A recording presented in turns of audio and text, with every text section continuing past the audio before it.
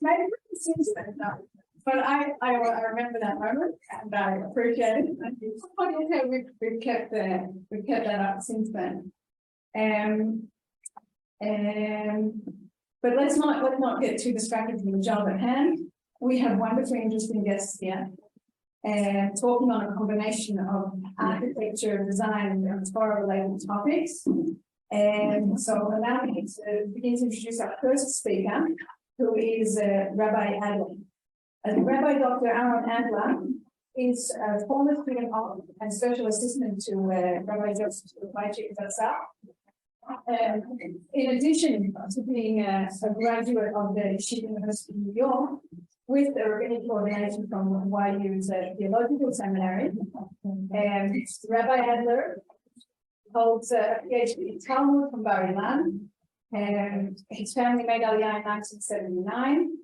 He served on the faculty of Bar Ilan University. He's a past president and campus rabbi of Emunah at the College of Arts and Technology in Jerusalem, the founding Rosh Yeshiva of Bnei Akiva Ner Tamid in Chashmonaim, and he serves currently as the president there. Rabbi Adler is an active community culture rabbi serving for the last 38 years all around the world, in Long Island, New York, Beersheba, Ramot, Zurich, and now in Ohel Nechama in Katamon. And he's currently lecturing and educating at Herzog College of OU. And he was recently awarded the prestigious Daniel Jeremy Silva Fellowship at the Center of Jewish Studies at Harvard. So without further ado, Rabbi Adler will speak on Hebrew mitzvah, art and aesthetics in the Jewish experience.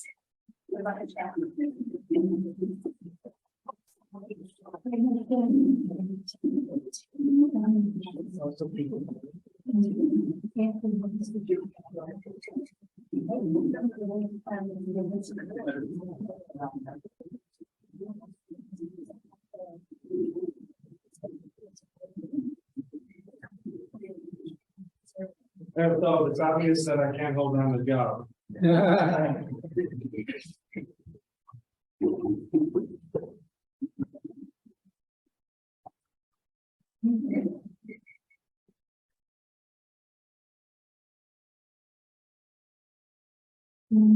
believe there's something very, very novel about this evening celebrating this book, wonderful sefer, ArchitecTorah.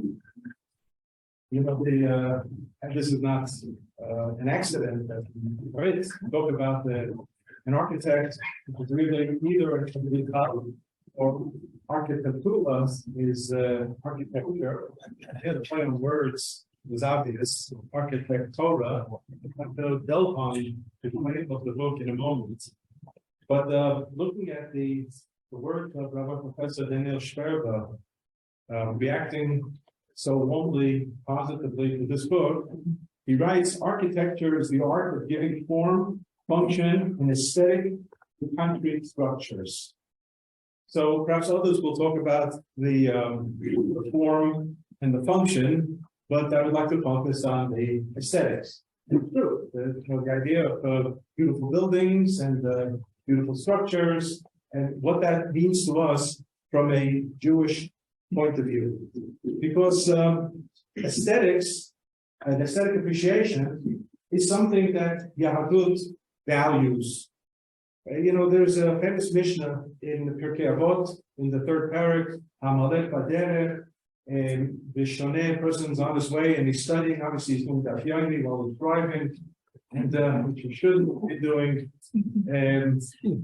And Mafsikmi Mishnato, he takes a break from his studies and he gazes out the window.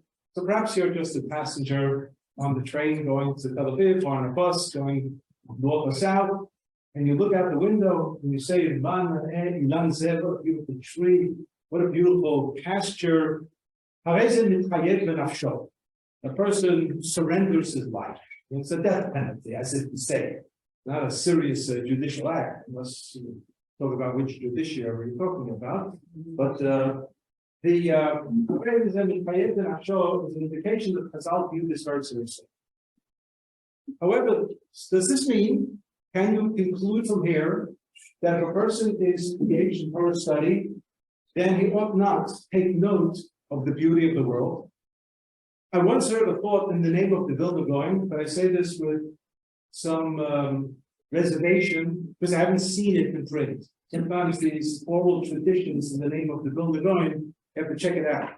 But Rabbi the book, the Rav Kook's son, the Rosh Yeshiva Merkaz, actually did write this very idea, and that is that the problem mentioned in the Mishnah is that he was a mafsik in Mishnah Torah. It's somebody who's traveling and studying, and then separates the study from the gazing at nature. This is the core issue. The idea of study and integrating the beauty of nature, that's what's called for. Now, we go many times. I've spoken on the subject of Yahadut Vid, conjunction and. You can talk about Yahadut Ve'omanut, Yahadut Muzika, Yahadut Sport, everything Yahadut Vid. And all of these titles are actually disqualified. You can talk about Yahadut and architecture. I believe that's a disqualified type of title. Why? Because it suggests, like in a boxing match, in one corner you have the lab, and in the other corner you have the other item, and they're going to spar. And we're going to see what happens when the dust settles, where the Torah lands up. The idea of hafokpa the chuleva in Pirkei Avot, turn it over, and you will discover that everything is actually there. Says that it's not Yahadut, Umadan, Judaism and science, Judaism and mathematics, Judaism and. But Judaism is so all-encompassing that everything is there. So there must be a Jewish point of view for mathematics, a Jewish point of view for biology, a Jewish point of view for chemistry, a Jewish point of view for art and music and sport and everything. Yahadut has something to say about everything and architecture. And therefore, the title, ArchitecTorah, in one word, is perfect. It's not only a beautiful play on ArchitecTorah, the Hebrew, but it's perfect because it says that the Torah has something to say about architecture. I could never have imagined, I'm not an architect, that every single parasha has at least 4 or 5 different serious items that deserve exploration in the area of architecture. That results in a book of 700 pages? 595. 690. 500. That's without the index. Okay. It's serious work. So when President Danny Schwartz spoke, they invited me, and I thank you very much for this beautiful invitation to come and speak. I said, I'm not an architect. So he tells me, you know something about Parshat HaShavua. All right. So using that hat, let's see what we can actually gauge. I said, you know what, we'll talk about Hidur Mitzvah. Hidur Mitzvah is the adorning of a mitzvah. That's all before I saw the book. And when I got hold of the book, I saw that one of the first chapters already in Breshit, on the Hevel Hevi Gamhu Mikholot Sano Michel Behem. So the wonderful author of Josh already has a whole mahala, a whole discussion about synagogue building and beautification of synagogue and so on. And I said, okay, at least I now already have a chapter that I can zero in on. And I wrote this both to Dan Schwartz and to Josh. And Josh sent me back a list of Maramavaimus of other places in the book where the subject of Hidur Mitzvah actually is discussed. But on page 33, one of the chapters, beautifully designed synagogues. That's what it's called. I actually went through I didn't read the book, the whole book. I read parts of the book. I read all of the table of contents. I just wanted to see that. So I figured, Truman, Tetzaveh, Bayakov, Pekude, you can't go wrong. And Noach, you can also some construction there, and so on. Those are going to be the easy ones. But there will also be some partials where you really have to scratch between the lines, whip out some Gemara or Medrash or whatever, and show there's some discussion that has to do with architecture. So with the time allowance that I have, I'd like to perhaps deal with just 2 items in the book. The first, Hidur Mitzvah. And in this particular case, the author writes that we know that Cain brings a korban, Mitri Adama. Hevel also brings a korban. Chazal point out that Cain was more involved in the agriculture, and Hevel was the shepherd. And each one brought from his thing. And if the Baruch accepts the korban of Hevel, rejects the korban of Cain, as we know. The Hevel hevi gamhu l'chovot sono u'michel behen. Hevel brings the firstborn, which there's sentimental value to the firstborn, and also the fattest, the choice, the best. While Cain, he took some random tomatoes that were on their way to becoming ketchup anyway. And, God doesn't need lunch, so what's the difference? Why do we have to waste grade A tomatoes on a korban, on the sacrifice, where you can get a good dollar for it in Putzlar, it's an export. So he brings Mipri Hadama.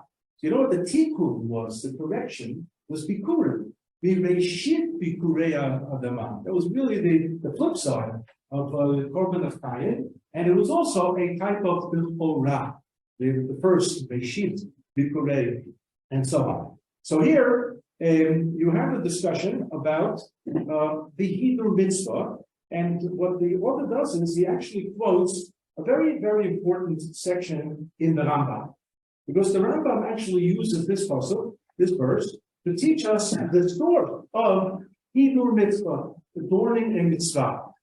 The subject at hand, of all places, is the end of Mechot Yisurei Yispeach, Perek Shvi'i. Most people never look at it, unless you're a Lubavitcher and you learn 3 chapters a day, and then you look at it very quickly. So the last chapter, the Rambam is dealing with the oils of Korbanot Mincha. So we know that if Korban Mincha is solid, fine grain, fine flour, wheat flour, shemen, oil, and spices, which when I lived in Beersheba for 7 years, my Asian neighbors told me that this is why they eat couscous. Couscous is nothing but a zecher for korban mincha. Solet, shemen, and pavlinin, which is the various spices. Of course, why do they eat it on Tuesday and Friday? We know anything about Tunisian custom. Because Tuesday is the keto twice. So what can be better than couscous? And I'm sure Friday is in my house. What can be more told? So couscous is the So the oils. Rambam tells us that there are different grades of oil. You go to the supermarket, you can see it. The prices go to the prices.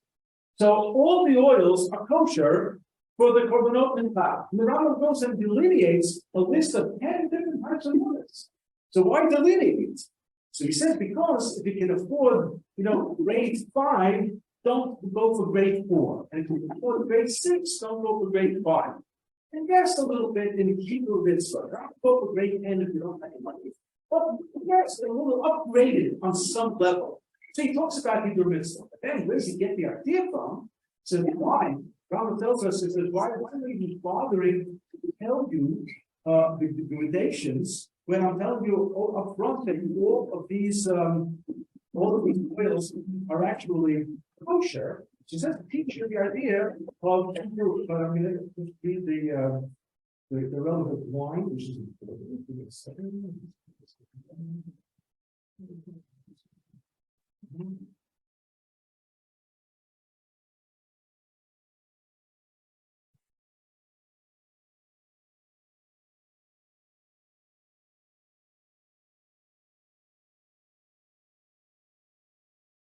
he says, all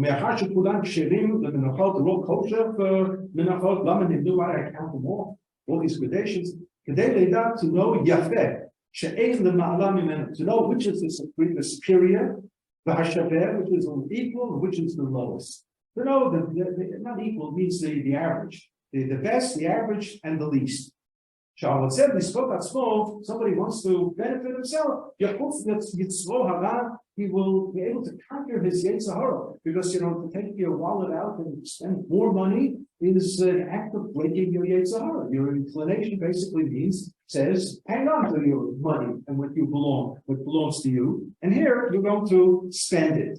And the Rambam says you should, spend on a korban, good money for it. And by the way, he says there are other areas, not just in the oil of the korban mincha, but he gives 4 examples of where upgrading for Hebrew mitzvah is rather relevant. One is building a Beit Knesset, so the Beit Knesset should be a nicer structure than your private home. Second, he says, if you're feeding poor people, give them good food. Don't give them leftovers, children from Tuesday. If you're giving clothing, don't give them, smartutim, shmatis. Give them good clothing. And if you're offering a donation to Beit HaMikdash, it should come from the choice animal or whatever belongings you want to donate to Beit HaMikdash. And then he brings the pasuk, "Behevel hevi gamu mitchovot sano michalveh." What's striking is that Chazal speak about Hidur Mitzvah several times in Shas, in the Sefer Shabbat, Kufar Gimel, in Sefer Sukkah, and the operative pasuk is Zekeh Livanvehu. Zekeh Livanvehu Leher Aviv Ba'om Memenu from Shirat Hayam, and the word Anvehu from the Shorish, the word Naver, beautification. And there the Gemara says, Yitna'el Lefanav B'mitzvot, you should adore the mitzvot, Sukkah Na'ah, Lulav Na'eh, Shofar Na'eh, Tzitzit Na'ah, Sefer Torah, a whole list of things there that, okay, Beseder, so we got what the other point. Now, what's interesting is that, number one, the Rambam doesn't bring this pasuk at all. And number two, he doesn't bring the examples that the Gemara brings. Gives totally different examples. And our wonderful author makes a suggestion here that there are two different categories of mitzvah. You must have learned in risk, to make that kind of distinction. But the distinction that Josh makes here, the distinction is that one category, the collection found in the Gemara, the Hidur actually reflects the person also. I mean, it's his shayla, and it's his tzitzis, and it's his Sefer Torah. It's not a Sefer Torah for sure. He's writing Sefer Torah, and it's going to be a family Sefer Torah. It's his, and all of those items, the lulav and the etrog and so on. It's something that he's doing for his own mitzvah purpose. Whereas all the examples that the Rambam cites are donations of sorts. They're donations. He's donating to the poor person food, he's donating to the poor person clothing, he's donating to the Beit HaMikdash, some item that then becomes hekdesh, and he's donating either a whole shul or parts of a shul and so on. And that generates the article about beautifully designed synagogues and what it means to give as a donation a building, and he talks about it and he contrasts it with other religions and so on. And obviously the research is very remarkable. I just have a comment, and not here to, I think what Josh wrote is just beautiful, but I'm going to add something, okay, with your kind permission. That if indeed there are two different categories there, so why did Rambam leave out the first category? What's wrong with Zekeh Levanvehu? If it's two different things, so is the Rambam rejecting that level of Hidur? Or if the Rambam makes up, fabricates a concept that's based on a different pasuk, why did Chazal say it? Why is it in the Gemara? Where's the Rambam coming off, discovering new things? So on that score, we can forgive the Rambam because there are numerous cases in the Mishnah Torah where the Gemara derives a halacha from a particular pasuk, and the Rambam did not feel obligated to cite the identical pasuk. He thought he had perhaps a more convincing pasuk, and perhaps the more convincing pasuk added some level of depth to the understanding of the mitzvah. So the Rambam will do these things. I'm not disturbed by the fact that the Rambam does not quote Zekeh Levanvehu as a source for Hebrew mitzvah, but he goes to Hevel Hevi Gamu B'Cholot Sano B'Chel Be'eh. But furthermore, I'm not 100% sure that this distinction of those categories of mitzvot that reflect something about the person, as opposed to those categories of Hebrew mitzvah where the mitzvah is of a giving nature, and therefore you, the giver, you're only left with nothing at the end of the day because you're giving away food, clothing, material to make a mikdash, or material for a shul, or giving a building, or making a building, whatever it is, you're walking away from it. It's supposed to the lulav and Ezra that it's yours, it's in your hand. The Rambam does say about Hebrew mitzvah here, he uses the word atzmo. This is very, very critical. We'll read this line again. All 10 levels of oil are kosher for the korban mitzvah. Why did I count? כדי לידע יפה שאין למעלה ממנו, והשווה והפחות, שהרוצה לזכות עצמו יחוף יצרו הרע, וירחיב גדול, ויביא קורבנו מן היפה ומן המשובח. You do keep something by giving.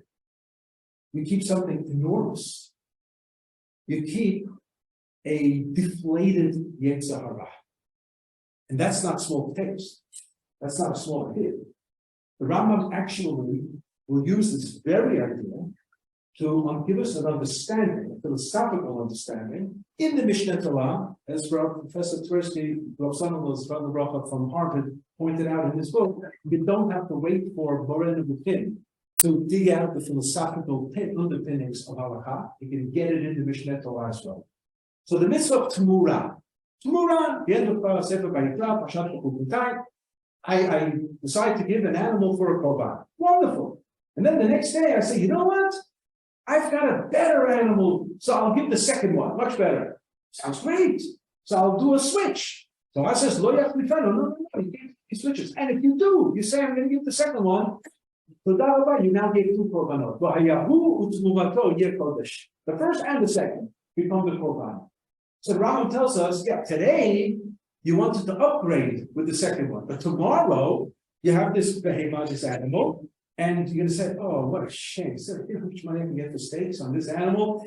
I'll give it a different animal. You're going to do it the other way around. And the Torah wanted to try to break that Yetzer Hara. And therefore it said, so this idea of breaking the Yetzer Hara in terms of one's financial possession is there in the Mishneh Torah, and he employs it with regard to Hebrew mitzvah as well. He says this is an opportunity that you will give shul, you'll give to the poor person, you'll give to Beit HaMikdash. You're going to end up with something very, very important, and that is lachot et yitzro hara. You've broken your Yetzer Hara.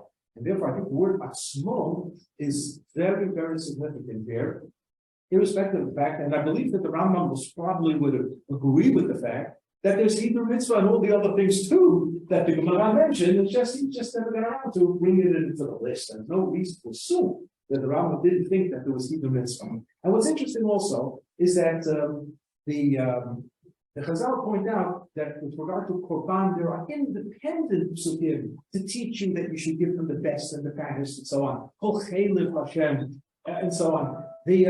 So you see that it's there in the Chumash, which generates a whole machloket, a whole dispute, whether Hebrew mitzvah, upgrading, you have an object that's kosher for the mitzvah, but I can spend some more money and have a nicer version and variety of that object.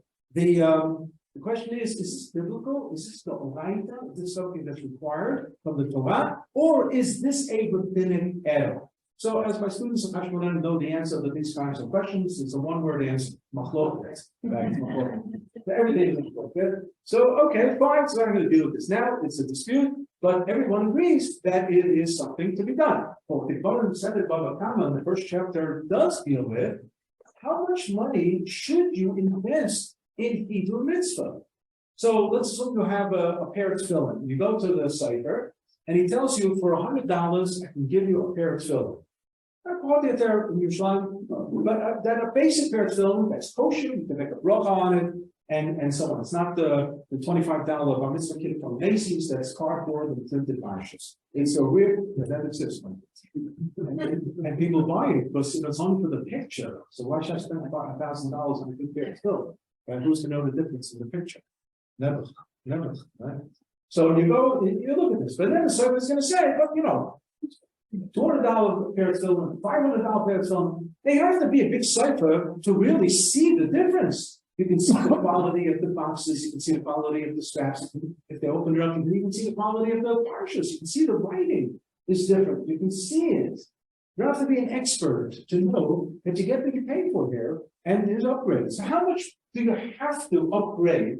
So the Gemara actually says 1/3 of the value of the mitzvah, which means that the basic mitzvah you can do yotze, you can fulfill the obligation, cost $100. So $133 is the upper limit. We spend a lot more. A lot more. But are you allowed to spend more? Yeah. We have enough to eat, and you're not worried that you can be knocking on the door for your next meal, so you can give more. But the must suggest a third, and there's a whole discussion: is it the internal third or the external third? How do you measure the third?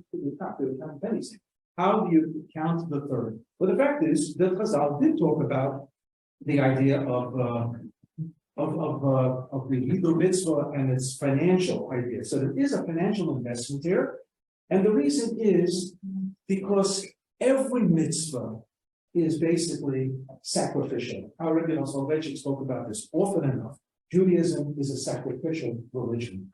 Every mitzvah demands sacrifice. The level of sacrifice is different. The level can express itself financially, with time, with energy. There's so many different aspects of where a person sacrifices for a mitzvah. But there's no such thing as a mitzvah that does not demand some type of sacrifice. And hence, when the Rambam uses his examples, four examples, two from the world of Makom Kadosh, Beit HaMikdash and Makom Tfilah, and two from the world of social justice, of helping a person. And he just puts them all together because there's no difference. There's no difference to the Rambam in terms of one's being a God-fearing person. You've got to be clean. You have to come clean, not only between you and God, but also between you and Am Yisrael. And I would extend this, mankind, as it says in Shlomo Melech, you have to be clean, you have to be correct, you have to be sincere, you have to be integrity, no doubt. The Rav told me once that people are very, very fluent in the first three sections of Shomanah, Rabbi, Yeridea, and Pesha Mishpah. When it comes to, when it comes to Pesha Mishpah, they're less scrupulous. And the Rav's son, Professor Heimsel, they told me once, in a very similar way, probably heard this at home, but he just phrased it. We phrased it a little bit. He said, first three sections of Shomanah, people have God at their side. And the fourth section, they're pagans. God doesn't exist. It just doesn't exist. And it's very sad commentary. Very sad. I remember when I started out in Ramot in 1988, so I gave a drasha and before the night of Yom Kippur, and I wanted to talk about the idea of how important is human contact and between people. And I said, if you had to buy a used car from a member of the Knesset, who would you not go to? And everybody, laughed and everything. And right away they said, from religious fathers, we would buy a used car. From Raful Eitan, we would buy a used car, blind. Now, Raful Eitan was a very, very sincere person. He was not a religious person at all. And I said, you're right, to a certain degree. If you run to Raful Eitan and buy a car, a second-hand car, that you can be tripped up at every step.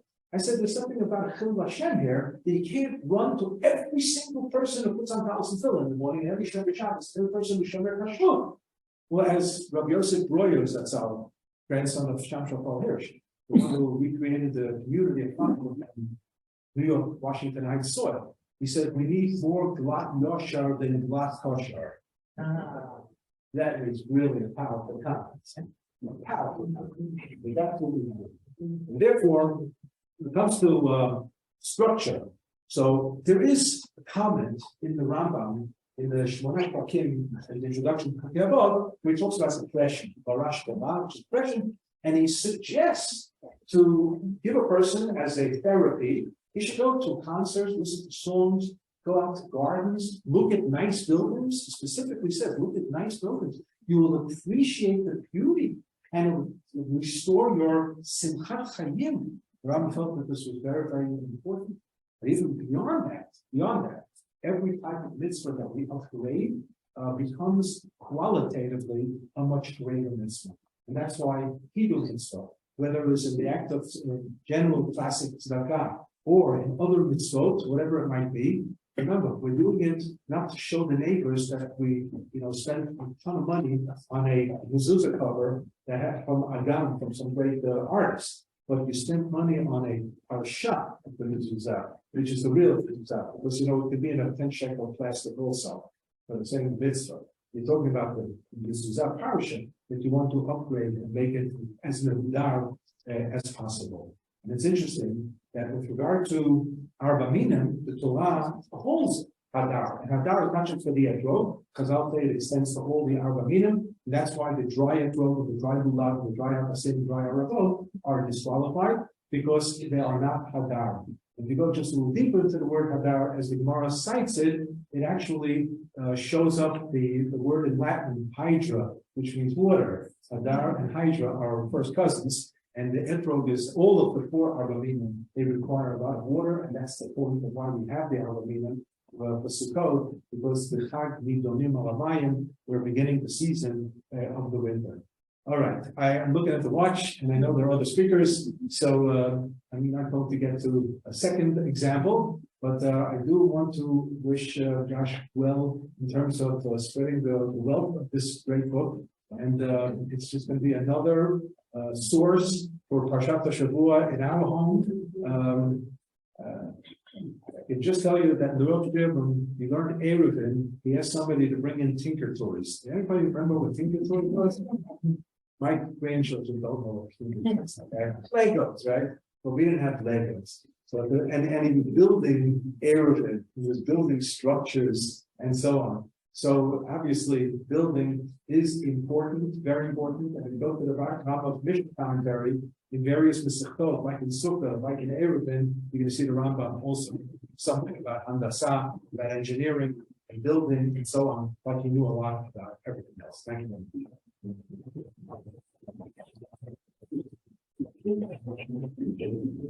Just before we continue, I think a few more minutes. Right. Yeah, we're just going to take away the tables.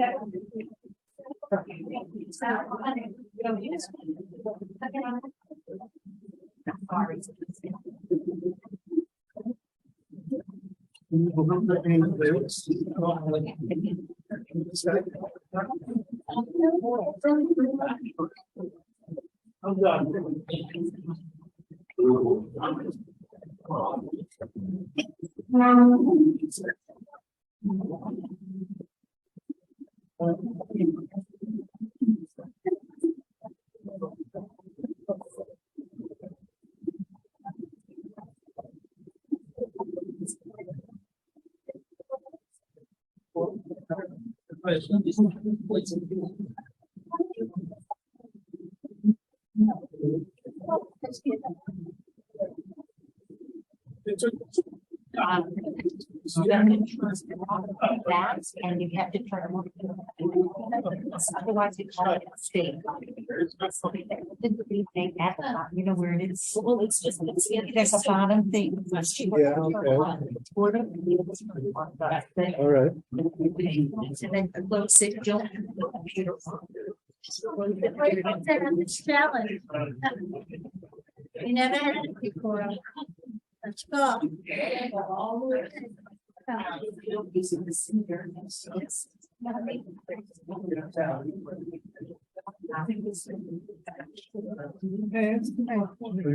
we're waiting, I just want to thank Rabbi Adler. I also want to say that Rabbi Yael, Rabbi Yael, he was supposed to be with us this evening, so he apologizes that next time you have to come back. Okay.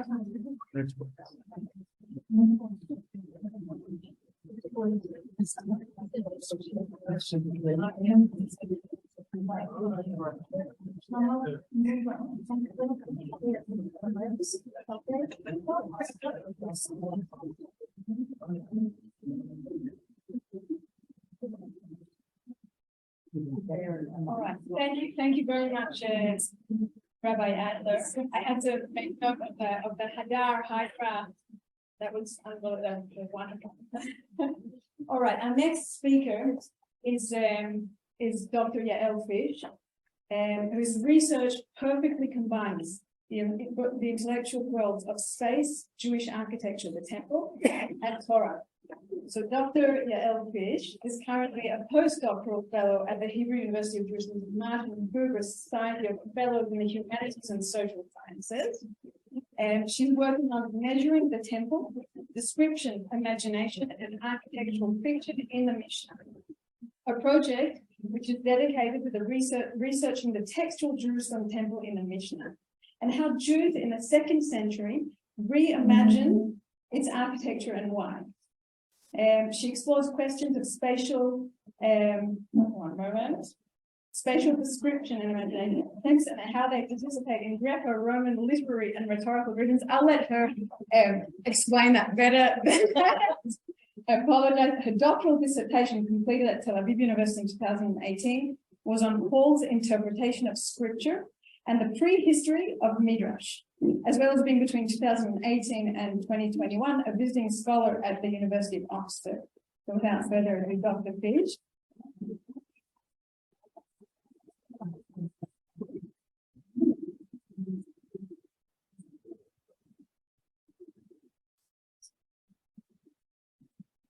I didn't think I'm gonna, I would have to do this standing up, being that but I will try. Could you speak a little bit louder, so? I will. Thank you. Okay. It's a true pleasure to speak here. I'm very, very happy to have been invited to speak with this huge crowd. It's an amazing turnout. I'm very excited for you. In honor of this architectural study of Torah at your congregation. And I'm happy to celebrate this admirable project of learning, so committed to the point of view of an architect as you study Torah. As I was reading through the book, I also didn't read the whole book, but looking at points where I could sort of hang on to. I was so impressed by how this is a realization of the in the sense of you study scripture and you know God from where you're at, right? And from wherever you walk in life. One would have thought that this sort of architectural prism would have strained the weekly reading. In fact, I think you yourself were worried at some point this would happen in the course of study of writing. And Skarf notes in the introduction, in the introduction, that the challenge in writing this book, a book of this nature, is finding topics relating to architecture in each Torah portion. So one could read this challenge we speak of as a sort of struggle between reader and text, and together with you, we might ponder whether the architectural interest is imposed on a text that's wholly interested in perhaps something else, right? So indeed, not every parsha easily, sort of naturally lends itself to the architectural, as you yourself know. But if you only cast a slightly wider net, as you do, looking at Chazal, looking at Midrashim, looking at context and archaeology, treasures are found everywhere. And the structure always manifests itself, and very easily. So I think this book sort of delivers on its promise, has a great success in that sense, and I think it's going to accompany me in my journey as well. I want to offer another sort of justification for this kind of effort, not just to study Torah from where you are, right, from where you stand. That I can tie to an idea that you develop around Parashat Terumah, with a concept that Skarf calls the visual Torah, that I found very compelling. Right, the leading verse in this discussion is the Chodesh Ani Mar'eh Otcha et Tadmit HaMishkan ve'Tadmit Kol Kelah. According to all I show you, the pattern of Mishkan and the pattern of all its vessels, even so shall you make. So Skarf insightfully notes there's a gap here between words and visuals when it comes to building, right? Or in your own words, I'll quote you again. The verbal descriptions found in these chapters in Torah are rich and thorough, yet still they leave a great deal to interpretation. It is exceedingly difficult to communicate designs verbally, which is why architects may use make use, of technical drawings, models, and three-dimensional projections to communicate their design intentions. So verbal descriptions are perhaps simply not enough. And therefore, Moshe, and in a sense, has access not only to Torah, written or oral, as we have access to, but to what you call visual Torah. A vision of an actual space, or maybe in itself sort of a replication of a space in fire or in color, etc., which he then is meant to somehow copy. This visual Torah is lost, right? And all we have as readers and students of Torah are verbal descriptions, right? And we must ask ourselves, what is it that they describe, right? I'm very interested in this question myself. Are these verbal descriptions depictions of an actual space that actually exists? Or are they idealized, fictionalized, imagined, invented spaces that exist, perhaps, in minds of learners that want to perfect temples, that want to perfect places of God? So this visual Torah that Moshe sort of saw, right? This vision, this loss, almost happened, according to Skarf, between the first and second temple, and certainly has happened after the destruction of the second. Okay, so visual Torah is lost to us. Ad kan from the book. So I want to build on this tension a little bit further and say the following. Like the book before us, I think the rabbis also feel the loss of the visual, or this visual temple. And the source I want to invoke doesn't mourn or doesn't speak to the loss of architectural tradition or architectural knowledge, or the loss of the possibility to copy, right, a heavenly image.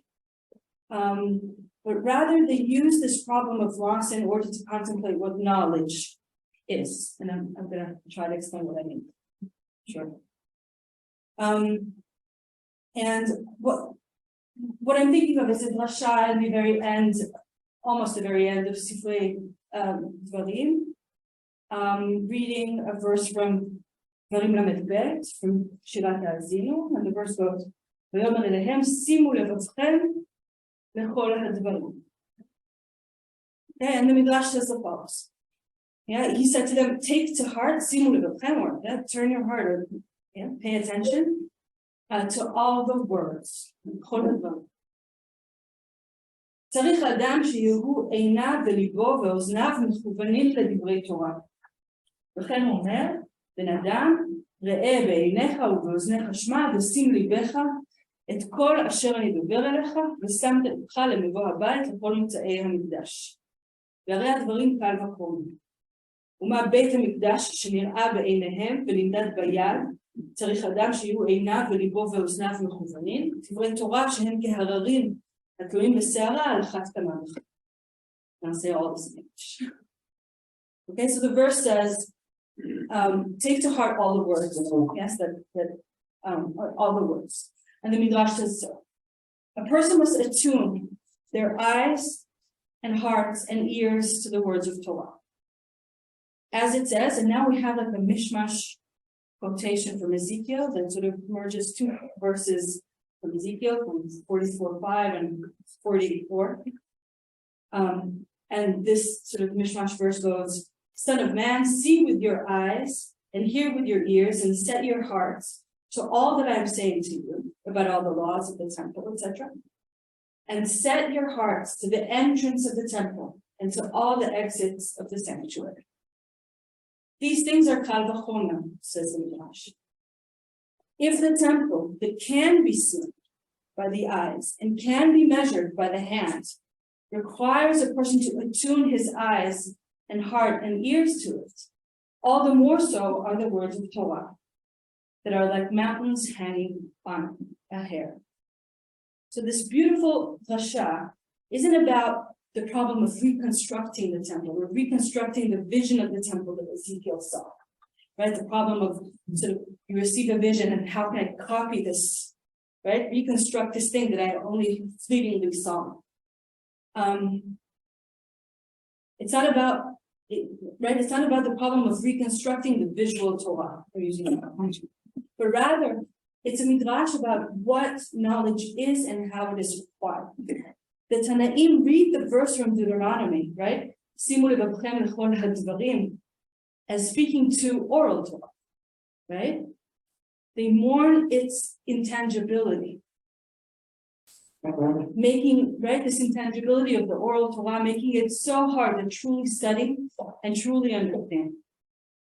And the model for them is Ezekiel, who, we must remember, like Moses, also received visual Torah, right? Received a vision of a sort of Jerusalem heavenly temple, or right, which he was then commanded to commit into writing and transform into a written scripture, right? Right? Pay attention with your ears and with your eyes and your ears and your heart, because I brought you to see this, right? I brought you here, and in order to tell everything to Israel, right? To transmit this knowledge in another way, in language. I can hear the rabbis in this midrash sort of envy Ezekiel's access to the visual temple. And they know that however attentive he must have been to the vision and the tour of Jerusalem temple he received in order to be able to translate the visual, the intangible, into the textual. However attentive he must have been in order to generate this textual replica, the rabbis need all of their senses, even more strongly used, right? Even more intensely used, in order to grasp, remember, and study their own Torah, in which there is nothing to see, right? Making it into something that they can perhaps see in their mind's eye. I want to mention in this context that one of the central ways in antiquity that ancient people sort of used to memorize texts and memorize speeches was through architectural imagination. And then throughout the rhetorical tradition, we have these guidebooks telling orators that in order to remember their speeches and know them by heart, they have to imagine each argument or each sentence as sort of placed in a separate room within a palace. It seems that something of this idea is in the background, right?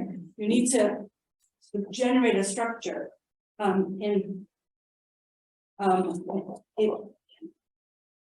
order to study the oral Torah, but there is nothing to see.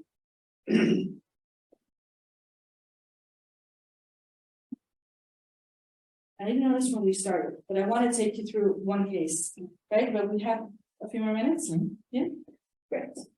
Okay, so in the time that remains, I want to walk you through a case that has been on my mind lately and has urged me to think about what we know and we can't know about experiencing space in the Temple of Jerusalem. And the temple that we will be talking about in this sort of second argument is the second Jerusalem temple, perhaps Herod's temple. It's very difficult to sort of pin down. And what I want to, and what I would like to do in this part of my talk is to sort of show how creative and how imaginative the rabbis were in imagining this temple space.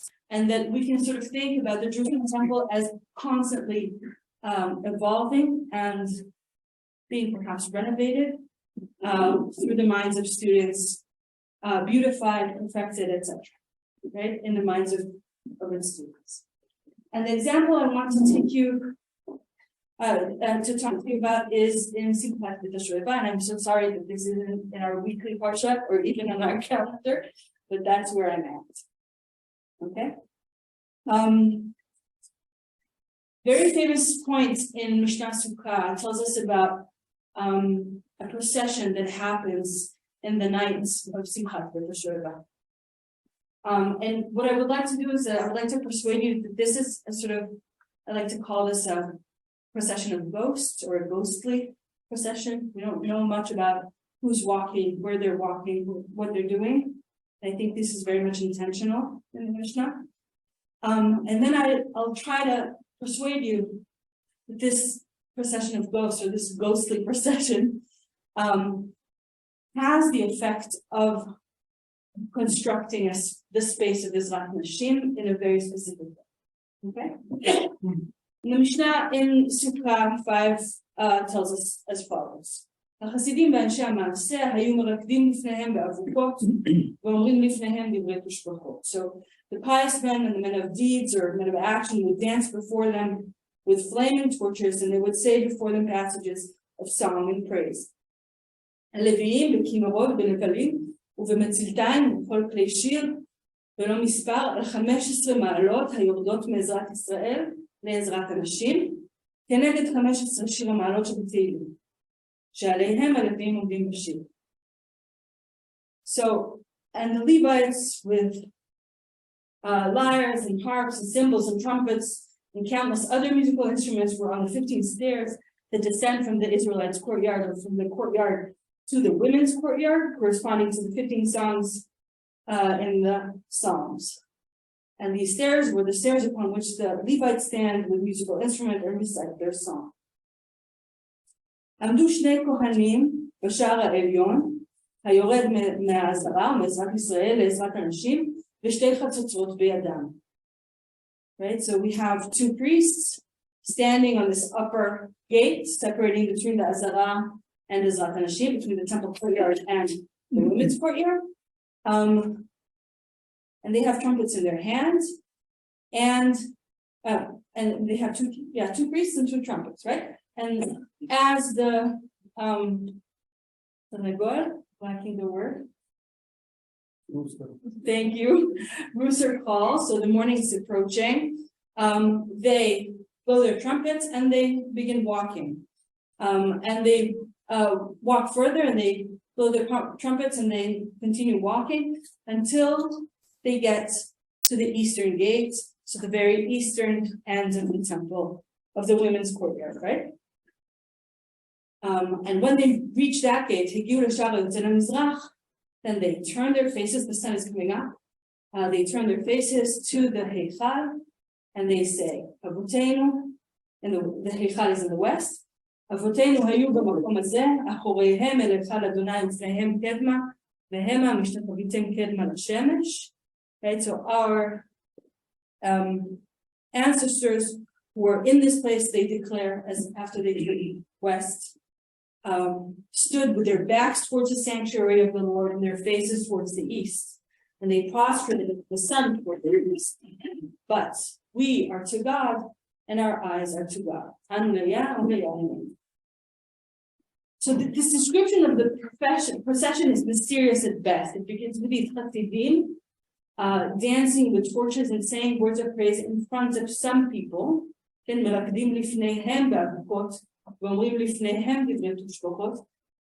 before whom we don't know, right? It doesn't say. It will immediately become clear that there's a procession that sort of is happening there, and perhaps these chassidim are receiving this procession, but nothing explicit is said about this at all.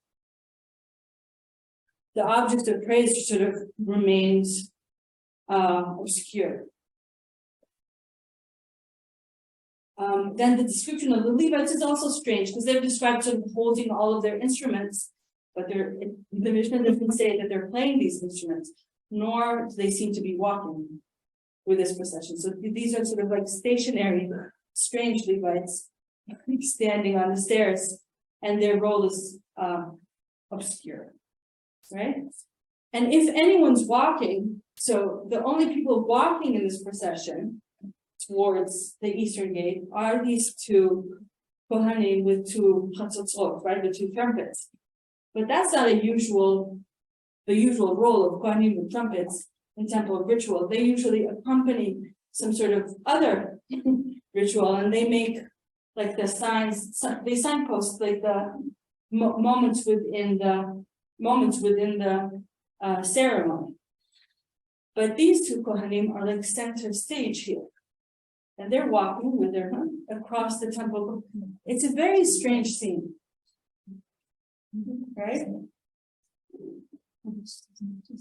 It's a strange and fragmentary description. So the Roman author Plutarch has something to contribute to this discussion. In a surprising to some perhaps discussion about the question, which gods do the Jews worship in their temple?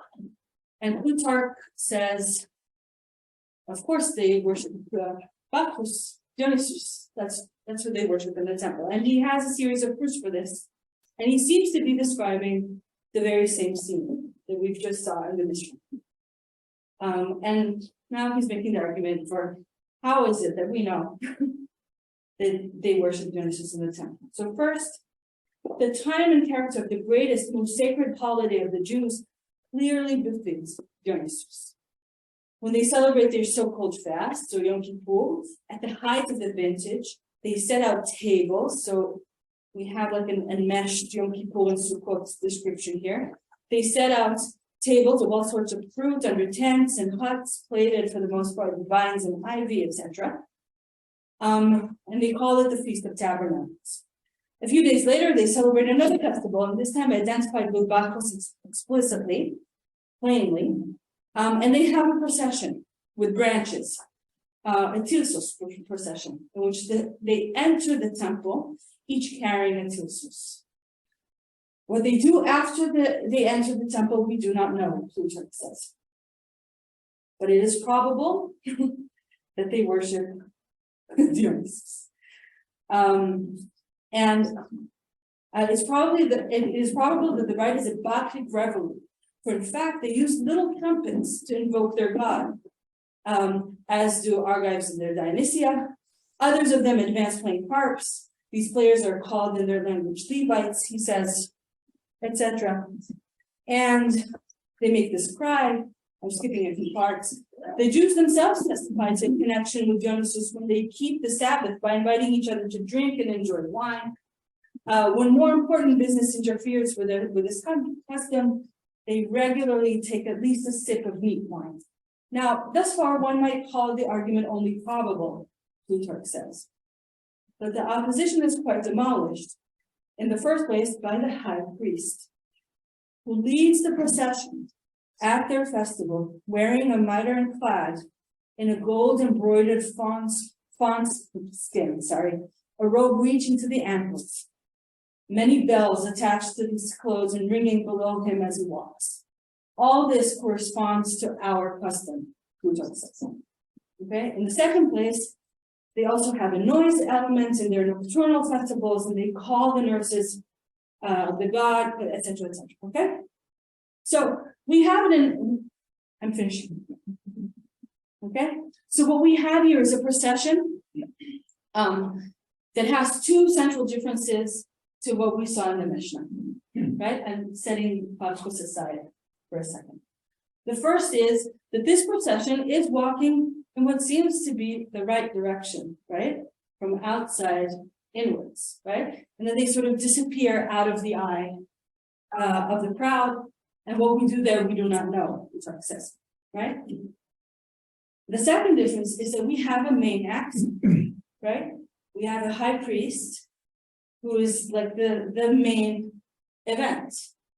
And now we can imagine perhaps that he would have been the person to receive these songs of praise and the dances before him, etc. But the Mishnah, for some reason, uproots the center of the scene, and all we have are these satellites of the ceremony. I think this is perhaps because the rabbis are very worried about an idolatrous practice directed towards the high priest as the center of ritual. And instead, the entire ritual is sort of performed as a tshuva ritual. People walk throughout this courtyard, right? We don't know who, we don't know exactly why. And this turning around towards the temple and declaring Anu le'yahu le'yainenu becomes center stage. Last comment and then I'll wrap up. When they say Anu le'yahu le'yainenu, they mention the sins of their forefathers, the sins in the time of Ezekiel, that Ezekiel speaks to in chapter 8, in which a group of idolatrous people are described as prostrating towards the sun in the area between Ha'ulam v'Hamizbech, right? So very much within the temple courtyard, by the altar, and in this in-between space within the temple.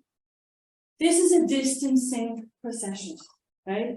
That walks outwards from the temple and stands at the most eastern point of the women's courtyard and says, Avotenu b'makom hazeh, right? In this place they stood and they worshiped the sun. But we correct this practice. But this makom hazeh is not exactly the same place. We're very much far away from Ben Olam V'Hamizbech, right?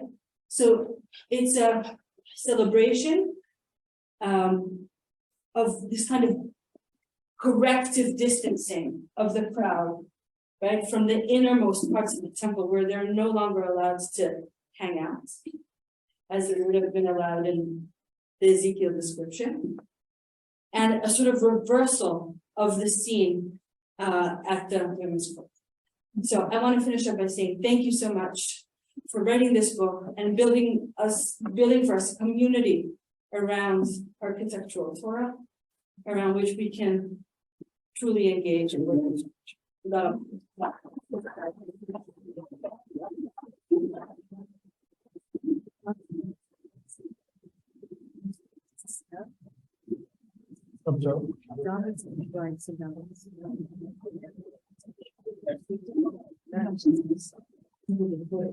Right, thank you so much, Dr. Fisch. So our final lecture tonight, and the architect, I don't know if we have the architect, that's right, of the event is my dear friend Joshua. Joshua, and I hope you don't take this line from your book because I'm taking it here. Joshua begins his book thus: an architect is never bored walking through a city. There is always something good or bad to notice in the built environment. Similarly, everyday life continually presents a Torah scholar with new ways to consider and apply ancient traditions. In a way, we live our lives surrounded by both the Torah and architecture. What a beautiful and insightful reflection. Truly, we are all walking as Jews today around all the time, surrounded spiritually by Torah and physically by the built environment. And that's exactly what Josh is sort of bringing together. Josh, the author of ArchitecTorah, has been a member of, I'm just giving a brief CV here, has been a member of HaRamban for the past 12 years and a resident of Jerusalem since he moved in 2004. He was born in Toronto, Canada, and grew up in Southfield, Michigan. He attended Yeshivat Har Zion, studied architecture at the University of Michigan in Ann Arbor, and after making Aliyah with me at Betzalel, he started his professional career in the office of Moshe Safdie. That's a realist architect, okay? Architect is a concept with architects. I don't know. Just, so with Moshe Safdie, this is the office that planned the Ben Gurion, Yad Vashem, Mamila, Modi'in. He worked on projects like the National Campus for the Archaeology of Israel, the mall in Modi'in, I recall, and Mamila Shopping Strip. He continues to work planning and designing public buildings, like elementary schools, train stations, hospitals, consulates, army installations in Israel. Joshua began working on ArchitecTorah in 2005, indexing architectural topics in the Mishnah, in Tosefta, in Talmud Bavli, in Talmud Yerushalmi, Midrash Halakha, Midrash Agadah, Mishnah Torah, and wherever else he encountered it in his studies. And he never stopped his studies, whether it's hobby-like studies like kite making, book binding, sofer, stam work, daf yomi, obviously Yerushalmi, obviously also Bavli, and all of this, however, is all of these are sort of connected with this passion for architecture, for design, for planning things, for thinking about things, and for the Torah. And his ability to delve so deeply in both worlds is really unique, and I think that's what makes this book one of a kind. I don't think there's another like it. So thank you for bringing it into this world.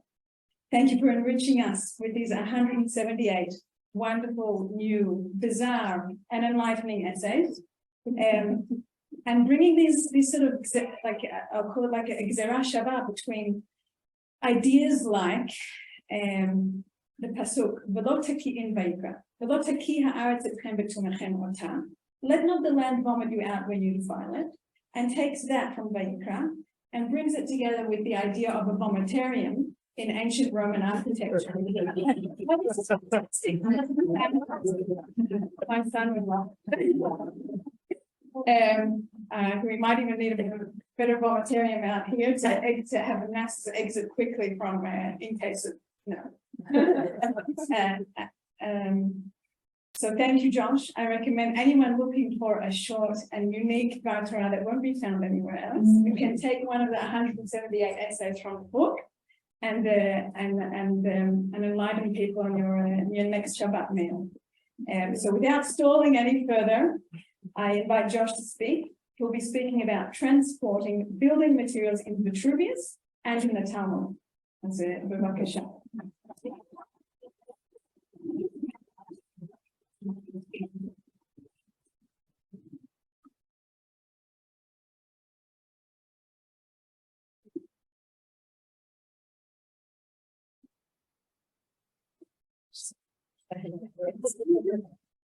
When did we get this done? Actually, it's not good. You find in there?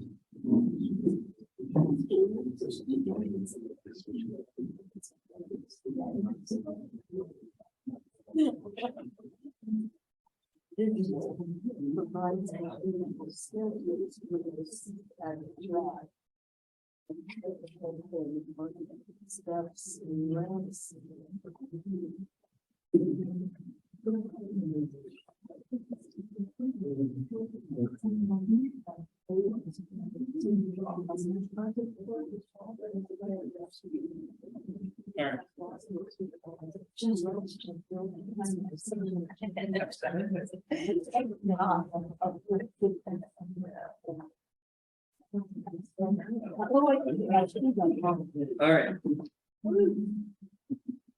Perfect.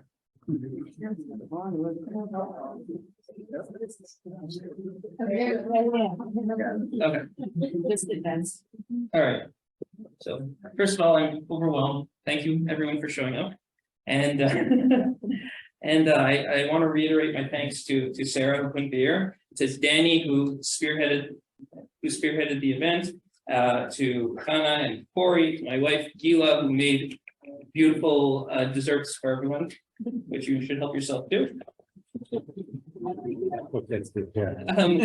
I want to thank Rabbi Dr. Adler and Dr. Fisch for speaking, and I appreciate I really appreciate that you both each found those specific Divrei Torah. Thank you for adding the philosophical component to my discussion from Ramban, and the idea of the memory palace, and it's fascinating idea. So I also want to thank everybody from Ramban who helped make this event a success. So as people have mentioned, this book's been a long time in the making. I started it, it's hard to say exactly when, but sometime shortly after I made Aliyah in 2004, before I met Gila. Many of the people in this room have been hearing about it for well over a decade, so thank you for bearing with me, and thank you for coming out tonight. often when I explained about my book, people said, okay, so it's going to be a book about the Tower of Babel, Noah's Ark, and the Tabernacle. And I would explain to people, no, actually, there's a lot of Torah involved. There's a lot of architecture in the Torah, and try and explain it. But when it came time to designing a cover for the book, and here I want to thank my publisher at Steve Maurer at Oregon Publications, and my editor Paul Friedman, and Ariel Walden, who did the layout, and Shani Cooper, who designed the cover.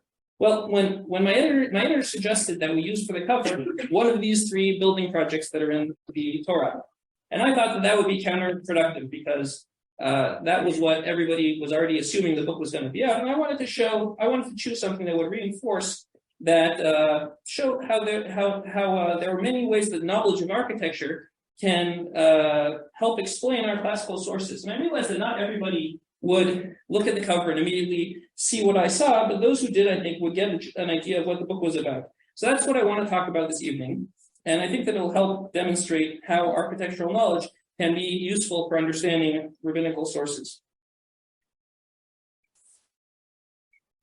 No. All right. The Torah describes an iconic scene in Numbers 13:23. It happens to be from my Bar Mitzvah Parsha. When the spies cut a cluster of grapes and transported it with a pole. And the verse says, and they came to the valley of Eshcol and cut down from there a branch with one cluster of grapes. And they carried it between 2 on a pole, and they brought it with the pomegranates and the figs. Now the story seeks to highlight the immense weight and of the produce of Canaan, and thus emphasize the grapes were too heavy for just one person to carry by themselves, that 2 people were necessary. And there's a well-established way of depicting this scene. That can be found in mosaics and in illustrated manuscripts, sculptures, paintings, modern-day wine labels. It's a very straightforward image of 2 people carrying a large cluster of grapes on a pole between them.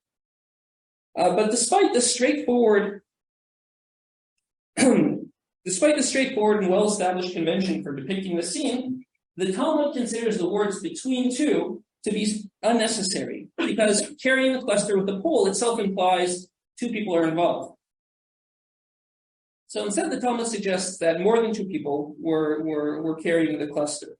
And Rabbi Isaac explains this by using a foreign term, tortani and tortani de tortani, which he clarifies as meaning that 8 people carried the cluster together. Now this does 2 things. It both doubles down on the amount of on emphasizing how heavy the cluster was, that not just 2 people needed to carry it, but 8 people needed to carry it. And it also gives each of the 10 slanderous spies something to do with themselves. The 8 who are carrying it, plus 1 for the pomegranate and 1 for the figs, and then of course Caleb and Joshua are not involved. So that gives everyone. Now the Jerusalem Talmud takes us even further. It says that 16 spies were involved in carrying this. So what do we make of this explanation? Well, first of all, the word tortani is widely accepted to come from the Greek word trutina and the Latin term trutina, a word which means scale. Now, there are 2 types of scales. The one that you're probably more familiar with, the Libra, is the balance scale, and the Steelyard, the Satera, which maybe most people would recognize from last time they got weighed at the doctor's office, where you slide a weight along a horizontal axis in order to figure out your weight. And most commentators do not have trouble identifying this as the term. That's not the problem. But it doesn't stop them from coming up with at least 8 different interpretations of what this means. And many of them were kind enough to include drawings, which is usually a sure sign that the text is anything but clear. And the one that most interests me, that I want to focus on, is the interpretation of Rabbeinu Hananel ben Hushiel, quoted by Tosfot HaRosh Asher ben Yechiel, and slightly differently in our Tosfot. He writes that the cluster was suspended on 2 long poles that were in turn supported by 4 secondary poles. So each of the secondary poles was held by 2 people. 4 times 2, 8 people were involved. Now, while many of the other explanations for the Tortani formation involve multiple layers of poles crisscrossing or long poles that were held up by more than two spies apiece, there is a structural logic behind Hanel Bakushel that justifies the use of multiple beams. With static calculations, for a simple beam, figure 1, if the point load is fixed in the middle of the beam and is supported by two supports, then both supports will be carrying an equal amount of weight. So in figure 1, F1 and F2 are both going to be an equal force.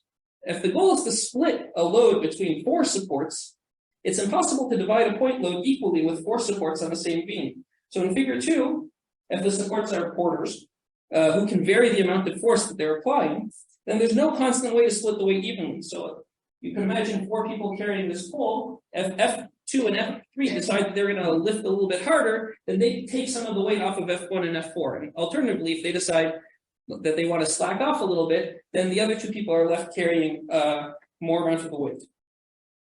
Instead, it's an ineffective way to share the load between 4 people. Instead, to ensure that everyone carries an equal amount of weight, what you could do is you could nest the idea of figure 1 over and over again. So in figure 3, if each load is fastened in the middle of the beam, then each one is supporting half the weight. And so it gets divided, and in the end, you have each of the 4 supports carrying an exactly equal amount of weight. And if you were to nest this again, you would get 8 people doing it. And that's what Hanel Bakushel does with his commentary, in order to ensure that everybody has a fair share of weight.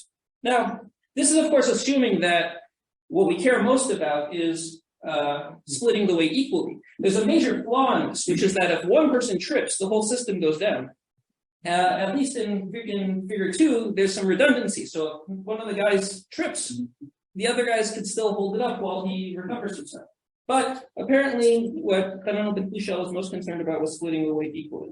Now, although this arrangement has a logic to it, there's another explanation for why Hanel Bakushel would have given this interpretation. And for that matter, why Rabbi Isaac describes it the way he does in the first place, in the Talmud. The description of Tortani and Tortani de Tortani matches a normative way in which heavy burdens were carried in a time before there was mechanical transportation, before we had trucks and whatnot. Both the arrangement and the terminology that he uses with the scales can be found in descriptions and depictions of portage dating back to as early as Vitruvius, the 1st century Roman architect. Vitruvius describes how to split a heavy load between multiple porters so that the building materials can be brought to a construction site. He mentions groups of 4 or 6 porters, which he calls tetraphorus and hexaphorus, carrying weights using phalangeries, using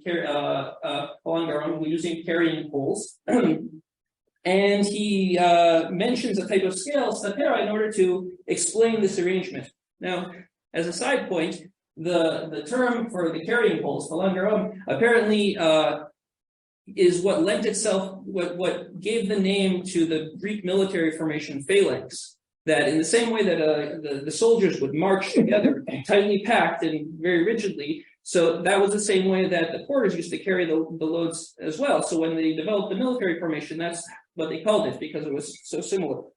Anyways, we see a tradition of porters working in formations with loads balanced at their midpoint, splitting the burden between 4, 6, or 8 people, and equally telling the arrangement is compared to a scale. So I would imagine that Rabbi Isaac was describing the arrangement of the spies using the common terminology of his day.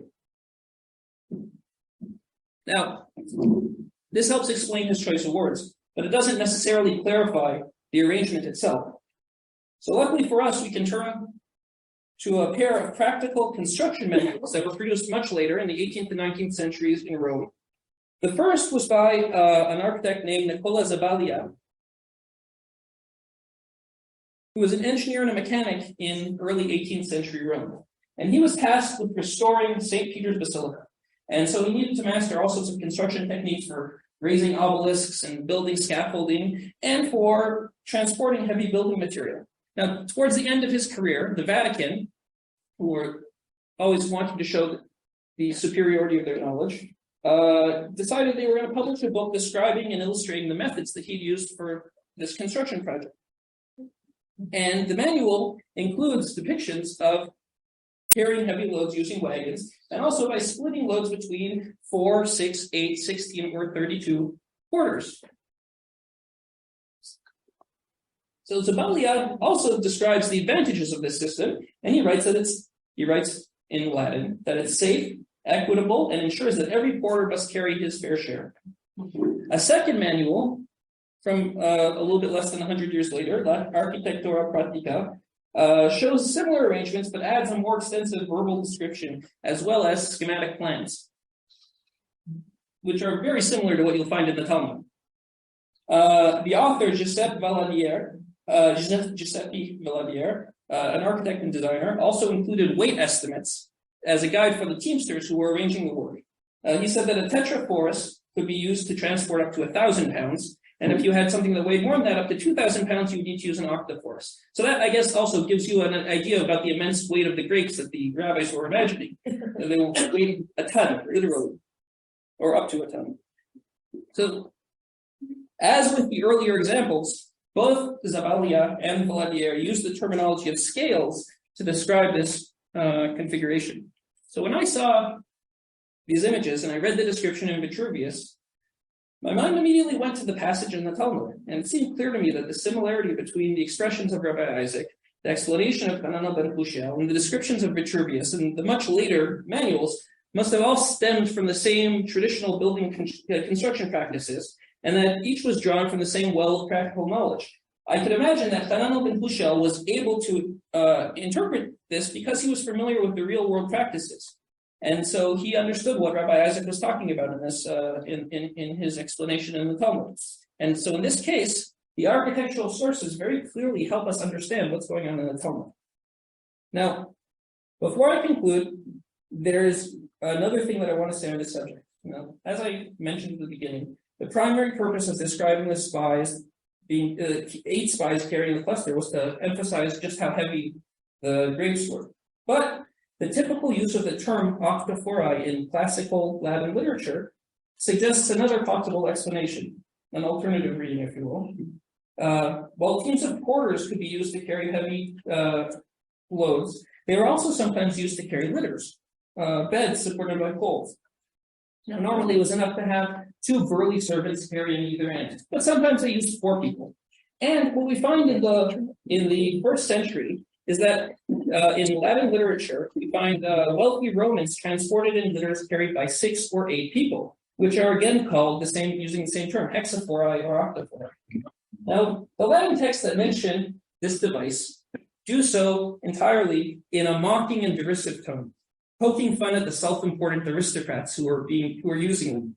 So Cicero mocked somebody who was borne on a litter carried by 8 men, and Caligula was described as that he would march so slowly and luxuriously that he was carried in a litter by 8 men and ordered the road to be swept by the people of the neighboring towns and sprinkled with water so that there would be no dust. And Marshall teased somebody for riding in an octophoro.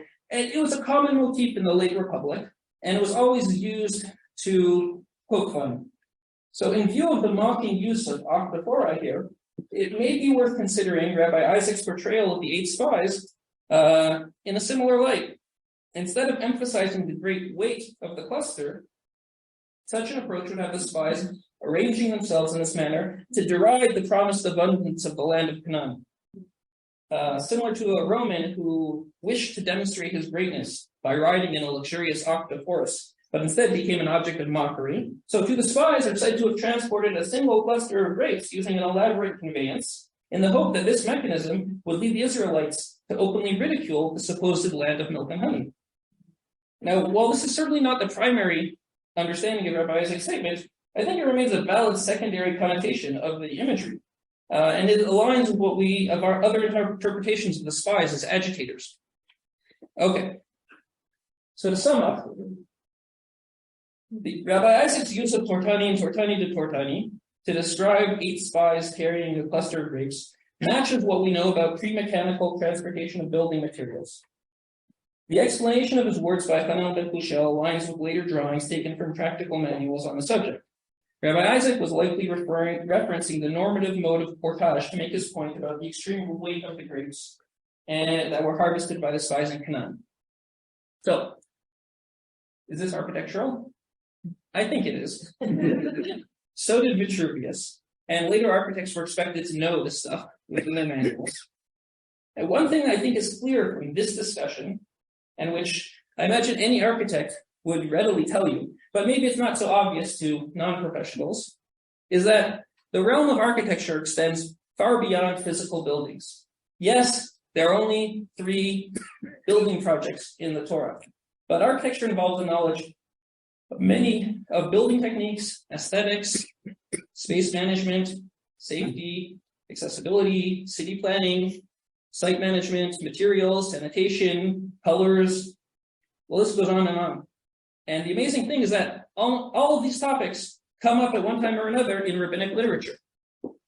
So my book addresses these topics, and I think that anyone who picks up a copy will be able to learn both about the broad field of architecture and come away with new perspectives on many topics in the Torah. So I want to thank everybody for coming. Again, it's really very touching that so many people turned out. Again, thank everyone who was involved in tonight's evening for helping out. Rebecca, Dr. Fisch, Rabbi Dr. Adler, and thank you very much.